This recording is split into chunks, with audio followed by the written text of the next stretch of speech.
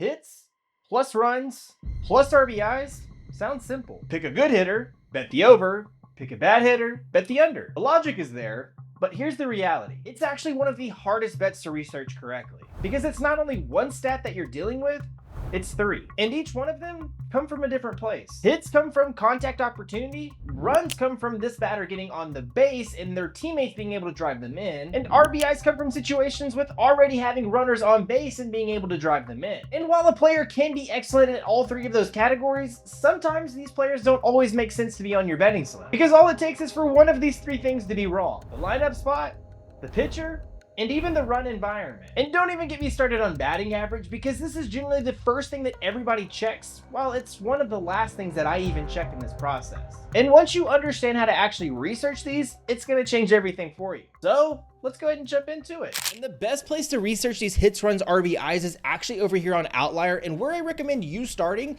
is actually on the games tab. I know a lot of times people can go to the props, and you are more than welcome to do that, because from here, this is where you can actually see some of the top hitters. And what I usually will set is a hits, runs, RBI filter on top of at least a 90% over the last 10. And now again, looking at just the MLB, there are nearly 15,000 props, and just by setting those two filters, now I am down to 6, looking at some of the top hitters in all of the MLB over the last 10 games. But once again, where I actually recommend everyone start is actually over here on the games tab, because then you can see again all of the games here, and what I actually look at is the specific pitcher. So let's just click into the San Diego Padres and St. Louis Cardinals game, and from here you can see the St. Louis pitcher, or you can even toggle over here to the San Diego pitcher. And this is actually a really good example, because where a lot of people start their research is actually by looking at the ERA. And while that is important, it's not necessarily where I look at first, because it can be a bit misconceiving. And what I mean by that is this 4.35 ERA is actually not too bad,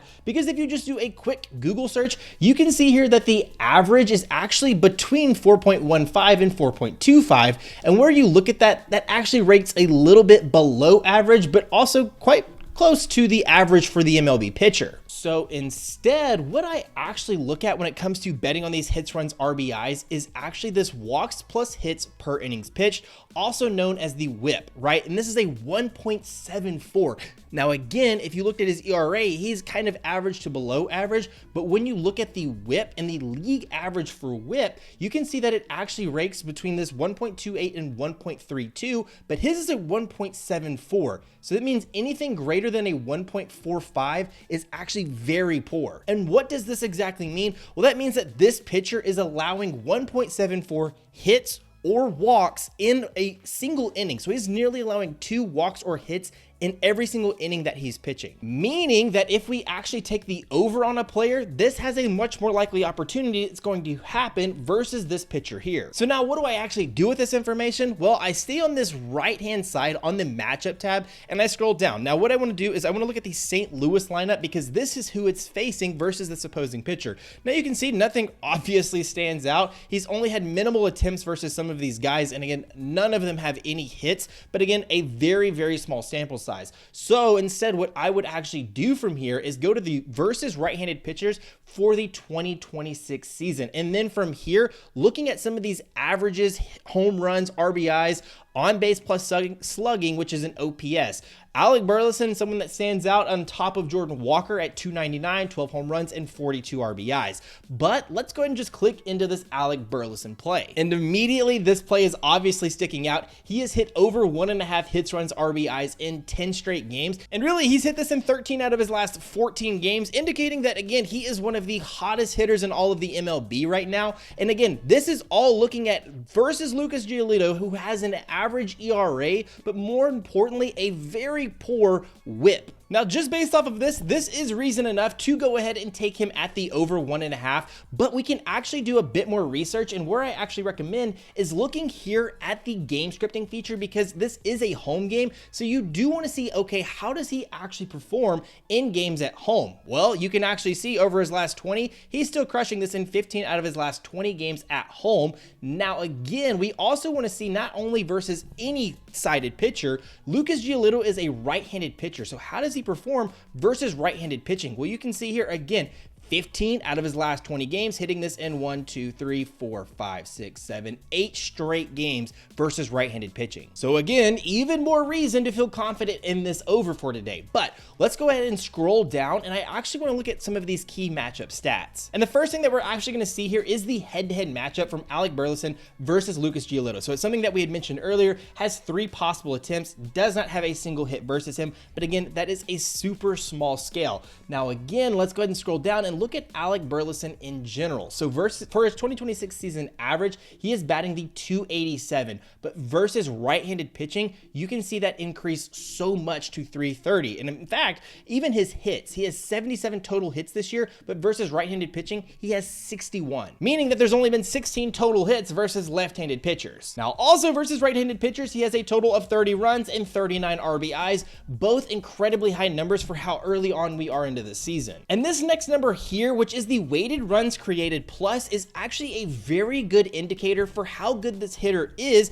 and especially compares it to the league average as well. Now he is as a 179.6. Now what does that mean? What is the average? Well, again, doing a quick Google search, this is really just incorporating everything from the total offensive value and compares it to the league average like we just mentioned. And again, this includes everything from home runs to singles and everything else. Now the league average is 100. Now, what this means is anything over 100 means that's how much percentage better he is than the league average. So if we go back to this, 179.6, meaning that he is 79.6 better than the league average versus right-handed pitching, which means that he's probably one of the most elite batters right now in the MLB versus right-handed pitching. So again, you may not know exactly what these acronyms always mean. Just do a quick Google search, because this is one of the biggest indicators for why you should be taking a player's over or under on hits, runs, RBIs. Now the next thing here is the pitchers matchup in his splits. So for the 2026 season, again, has an ERA of 4.35 with a batting average allowed of 237. Now, when we look at that versus left-handed batters, his ERA is nearly cut in half, but his batting average increases by nearly 100. So again, I do expect a little bit of a regression, because not only is it the batting average allowed, but it is also the weighted on-base average. So generally, when you see these two numbers this high, generally you'll see his ERA also at the 3 or 4 mark as well. So this is quite uncommon, because he's allowing a ton of batters on base, but not a ton of them are scoring. Now, if we continue to scroll down, what we'll actually see here is Alec Burleson versus this pitch arsenal. So you can see here that Giolito really focuses on fastball changeup, right? That is coming out nearly 80% of the time, 75 to 80% of the time, just between those two pitches. Now, what's important is really what I would look at is this weighted on base average. You can see here, total 367, that's very good. Now, when you look at fastballs, it jumps up to 436, and when you look at changeups, it's still 388. And the reason that this number is green is because that means that he is better versus this pitch than his season average. So again, 388 compared to 367, meaning that he does much better versus these two pitches, which he's likely to see 75% of the time throughout his at-bats. And if you want to see exactly where these pitchers target and where hitters do really good, I highly suggest looking at these heat maps. So again, Alec Burleson is a left-handed batter, Giolito is a right-handed pitcher. So these go ahead and default to these specific matchups. And you can see fastballs, the red zone is where they tend to lean the most, and then the blue zone is where they don't visit as often. So fastball, you can see that Giolito tends to live up pretty high, where you can see here that he is actually doing pretty well on high fastballs. And then if you look at changeups, you can see tends to be pretty low, and he does pretty good in the middle and even low as well. So again, both of these look really good for this particular matchup. Now, everything that we've researched so far is really only pertaining to his hits. Now, there's the other two factors, such as the runs and the RBIs. What does that mean for me, right? Where I actually recommend you going is, again, just on this right-hand side to the matchup tab and toggling over to St. Louis and looking at the versus right-handed pitching. Again, I would highly recommend doing this, but also going to right-handed pitching. Now, what you'll see here is a ton of players. Now, what you won't see is the actual expected lineup until that information has actually been confirmed. So at the time of filming this video, nothing has been confirmed, so they are just giving you the full list of players. So what I actually recommend is just just Googling this and seeing what is the expected lineup for today's MLB games. And as you can see here, the expected lineup for this team is going to be Weatherholt, Herrera, Burleson, and Walker. So then knowing that information, what I would look at is roughly just those players kind of before him and after him. So just looking at those first four batters, you can see Burleson has a 259 average, which is obviously really good. Burleson is here at 330, which again, that is the player that we're taking. But we also have the Jordan Walker, who is after him at 299 with 12 home runs and 42 RBIs. That is obviously a very good indicator for a batter coming after him, is having a very good history and also driving in a ton of runs. Now we also have Herrera, who is the batter just before him, having 5 home runs, which that wouldn't have any type of impact on us at all, as well as his RBIs. What we would really need from him is to get on base, whether that be through his batting average or his on base percentage. Because even if he were to draw a walk, that is still an opportunity for us to have an RBI in any given scenario. So in this situation, this all looks really good for me because again, Weatherholt, Burleson, Walker, and even Herrera are all batting nearly 250 plus, and that is a really good indicator and meaning more opportunities for Burleson to not only get hits, but also to get RBIs, and then also have players behind him that can also drive him in. Now, there's 2 more things that I would consider checking before you ever place one of these bets, and that is actually this weather. So you can see here at Busch Stadium, which again is a home game for St. Louis, they have a ballpark factor of 11, which is 101, which ranks 11th for all of the ballparks in the MLB, meaning it is a very hitter-friendly ballpark. And if you just wanted to see more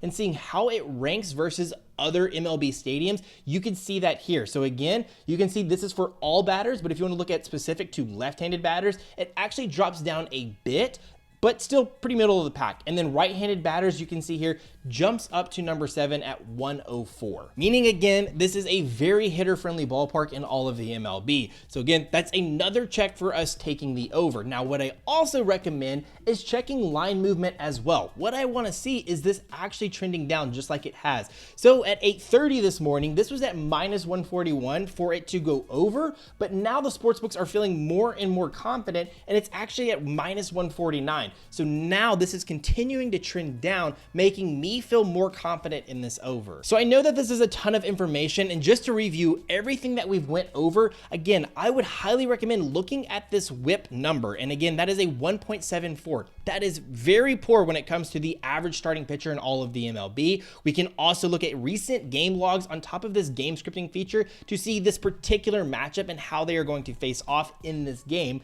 on top of any supporting stats, key matchup stats, the historical data, on top of the other batters in this lineup, because again, those are going to heavily impact the runs and RBI opportunities for whatever batter you are looking at. So again, I am aware that this is one of the hardest markets to bet on within the MLB. So if you have any questions about how you can improve your game moving forward when betting on this particular market, drop those down in the comments below and I'll be getting back to you as soon as possible. Nonetheless, let's continue to crush these books, and I hope that this video helped you moving forward. Let me know if it did. Anyways, best of luck betting out there, and I will see y'all in the next one.